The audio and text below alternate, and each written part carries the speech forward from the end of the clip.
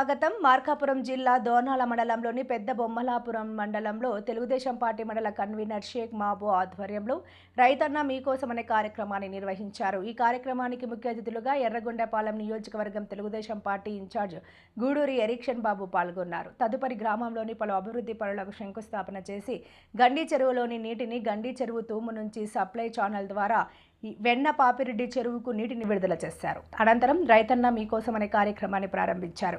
ఈ సందర్భంగా ఆయన మాట్లాడుతూ జలజీవన్ మిషన్ ద్వారా ఓవర్ హెడ్ ట్యాంకుకు శంకుస్థాపన చేయడం చాలా ఆనందంగా ఉంది అని తెలిపారు.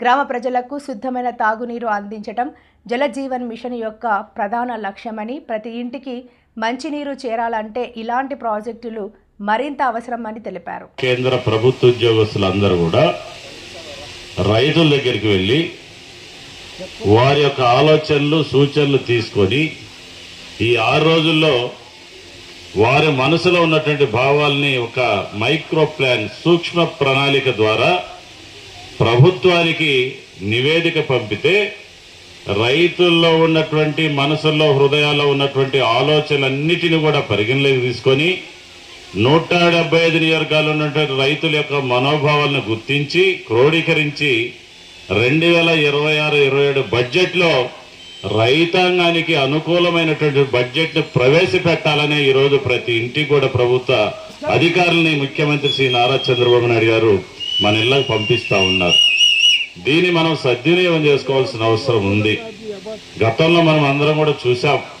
పూర్వకాలం 2014-19 కాలంలో అనేక రైతులకు ఉపయోగపడేటువంటి కార్యక్రమాలు మనం చేశాం. ఆ రోజు రైతులందరూ పేద రైతులు ఉన్నారు. వ్యవసాయం చేసుకోవాలంటే ట్రాక్టర్లు దున్నకాలకు బాడుగులు ఎక్కువైపోయినాయని ఆ రోజు ప్రియతమ మంత్రివర్యులు సోమిరెడ్డి చంద్రమోహన్ రెడ్డి గారు రైతు రథాలు రాష్ట్రంలో 24,000 ట్రాక్టర్లు ఇచ్చినటువంటి చరిత్ర ఆ రోజు ముఖ్యమంత్రి శ్రీ నారా చంద్రబాబు నాయుడు గారిని మనం అందరం కూడా తెలుసుకోవాలా. అదే కాదు, మరి ముఖ్యంగా మన ప్రాంతం అంతా కూడా పండ్ల తోటలకు ప్రత్యేకించినటువంటి భూములు ఉన్నటువంటి పరిస్థితి. డ్రిప్ ఇరిగేషన్కి మనం 90% వరకు 90% వరకు గత మన ప్రభుత్వంలో మనం సబ్సిడీ ద్వారా రైతాంగానికి పండ్ల తోట అభివృద్ధికి ఇచ్చినటువంటి పరిస్థితి. గత 5 సంవత్సరాలు డ్రిప్ ఇరిగేషన్ కట్ చేశారు. రైతులకు ఇచ్చినటువంటి పరిస్థితి లేదు. మళ్ళీ ఈరోజు మన ఎన్డీఏ కూటమి ప్రభుత్వం వచ్చింది. ఈ ప్రభుత్వం ద్వారా ఇప్పుడు గతంలో 5 ఎకరాలు అయితే ఈరోజు 10 ఎకరాల వరకు 90% సబ్సిడీతోటి ఈరోజు డ్రిప్ ఇరిగేషన్ స్కీమ్ని అమలు చేస్తున్నామని చెప్పేసి మీ అందరూ కూడా తెలియజేసుకుంటా ఉన్నా. గతంలో పురుగు కూడా ఎడ్యుకేట్ చేయాలా వారిని.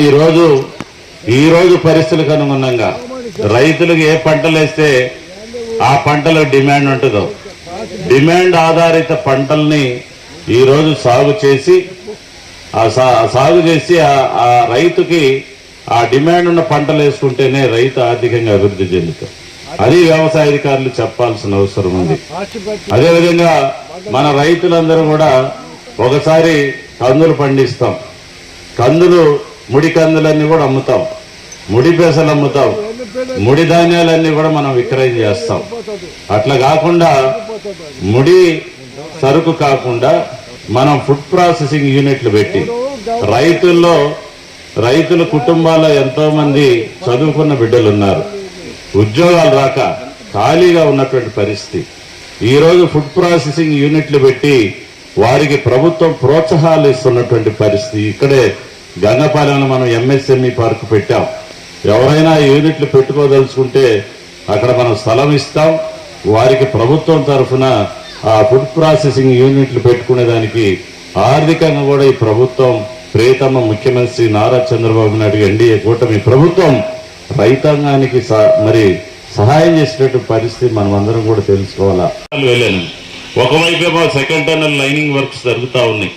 మూడవది R&R ప్యాకేజ్ ఇవ్వాలి.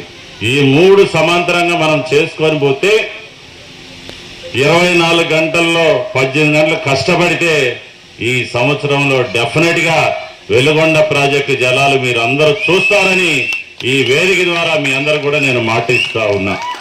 ఇన్ని కార్యక్రమాలు ఇవన్నీ కూడా రైతులకు సంబంధించినటువంటి కార్యక్రమం. ఈ రోజు నా అదృష్టం రైతన్న మీకోసం అనే కార్యక్రమం భాగంగా రాష్ట్ర చరిత్రలో ఒక చెరువు నుంచి గ్రామం నుండి చెరువుకు నీళ్ళు ఇచ్చిన చరిత్ర నాకైతే లేదు. ఈ రోజు అది నాకు అదృష్టం దొరికింది.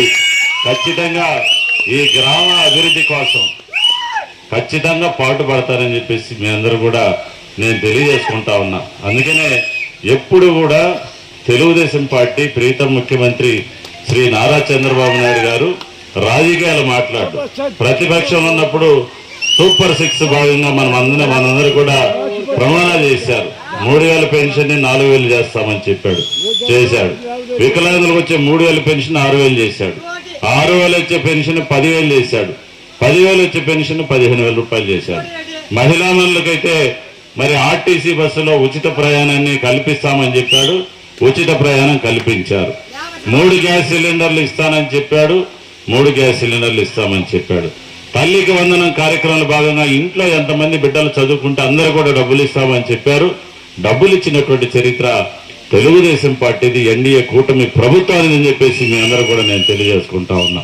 అదేవిధంగా రైతులకి రాష్ట్రం తరఫున అన్నదాత సుఖీభావ కింద, పిఎం కిసాన్ యోజన కింద కేంద్రం, అటు ప్రధానమంత్రి నరేంద్ర మోడీ గారు, ఇటు ముఖ్యమంత్రి చంద్రబాబు నాయుడు గారు, పవన్ కళ్యాణ్ గారు వీళ్ళందరూ కలిసి రైతులకి తొలకరలో మనం ఇస్తామని చెప్పాం. 3 దఫాలుగా 20,000 రూపాయలు డబ్బులు ఇచ్చినటువంటి చరిత్ర ఎన్డీఏ కూటమి ప్రభుత్వాన్ని అని చెప్పేసి మీ అందరూ కూడా నేను